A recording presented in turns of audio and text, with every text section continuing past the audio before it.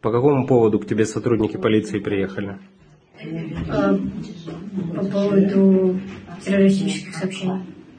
ВК менеджера, К которым ты имеешь непосредственное отношение. Что послужило тем, что ты их опубликовала? скорее интернет, телеграм-канал и это 9 также. Ты посчитала это смешным и отправила подружке. Да.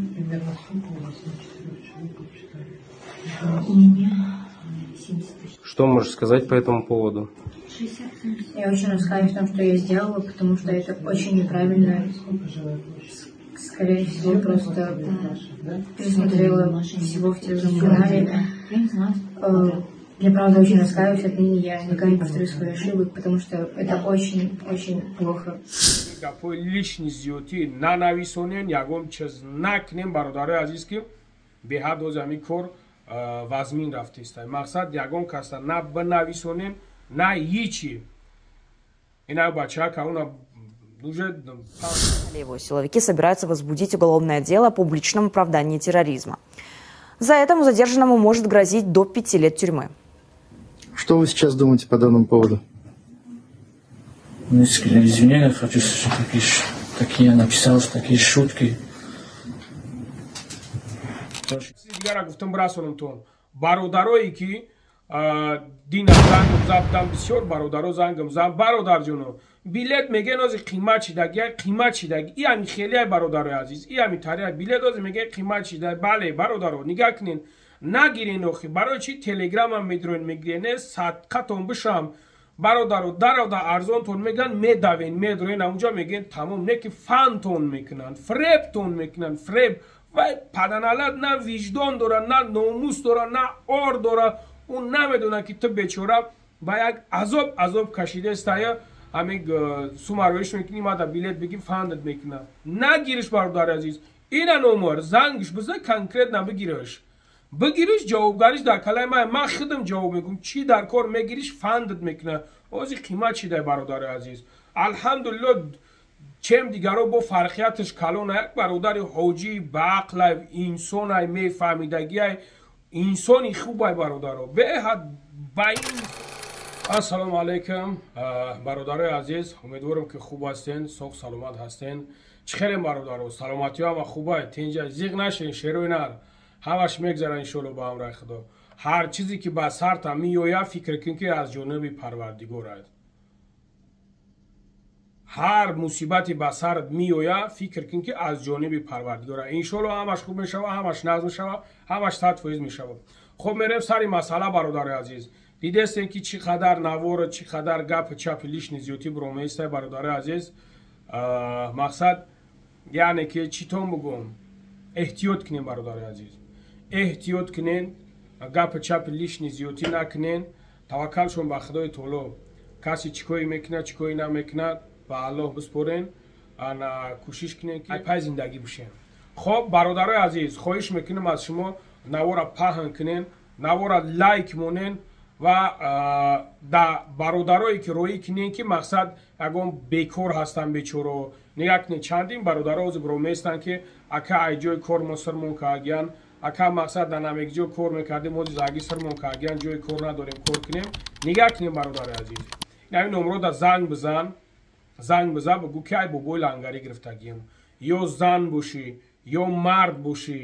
касе ки бошӣ набошӣ документ дорӣ надорӣ бародарои азиз аз дисти ман қамиёе ки дар шумо мерасонем то ки мезанед мерен иншоалло ба амраи худо қабултон мекунад ба кор таъминтон мекунад хоб нигаҳ кунем бародарои азиз условияи кориша мерен ҳамаша мефаҳмонатон договор договор мекунен аз паси кору бортон мешед кадомет ки мефорад ки бифаҳмӣ бародари азиз просто зангиш биза бигӯ ака условияи кориш чӣ хел ҳаст нест ҳамаша мефаҳмонад подробно мефаҳмонад уҷа калон дорад дастумиш ҷавоб мега ҳама ча ҳамво хичон старши дорад ман худо кунад мумкин ки ё пага ё рӯзи дига барам ба ҳамуҷа рагат комед ки имрӯз бирен ё ки пага бирен пешаи ман бирен ҳамуҷа бестен ман миём иншоалло ҳамуҷа вомехӯрем худо хоҳад бирем бародари азиз кор кунен ай пай зиндагитон шен ай пай ризқи рӯзитон бишен جنگ جنجال نکنین شروینر یگم همین گپوی لیش نیزیوتی ننویسونین یگم چیز نکنین برادر عزیز که به حد از همین کار وزمین رفته است مقصد یگم کسا نه بنویسونین نه هیچی اینا بچه ها که اونا دوجه 5 سال مقصد میگن تهدیدش که هستن که یعنی که 5 سال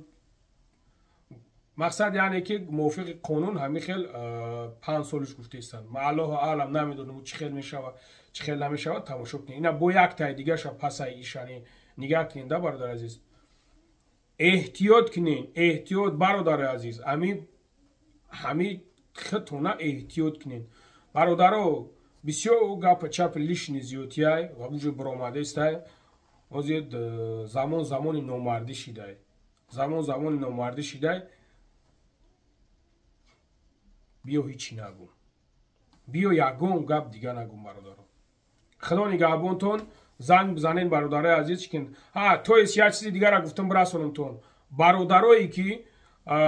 دینا زنگم زدم بسیار برادرها زنگم زدم برادر جونو بیلت میگن از قیمت چیده قیمت چیده ای همین خیلی برادر عزیز ای همین طریق بیلت از میگه قیمت چیده بله برادرها نگاه کنین نگیرین اخی برای چی تلگرام هم میدرون میگرین صدقتون بشم برادرو در ارزان تون میگن میدوین میدرین اونجا میگن تمام نه که فن تون میکنن فریب تون میکنن فریب و پدنالت نه وجدان دارن نه ناموس دارن نه آر دارن اون نمیدونه که تو بیچاره با یک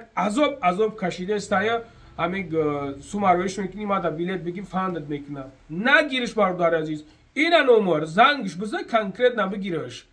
بگیرش جوابگاریش در کلمه من خودم جواب میگم چی در کار میگیریش فندت میکنه اوزی قیمت چی ده برادر عزیز الحمدلله چم دیگرو با فرقیتش کلون یک برادر حاجی با عقل انسان های میفهمیدگی های انسانی خوب های برادر به حد با این صفای بر همه زنگش بزنین کارتو نبود میکنه خدا نگهبانتون باشه در امان الله باشه برادر عزیز هیچی دیگه خدا نگهبانتون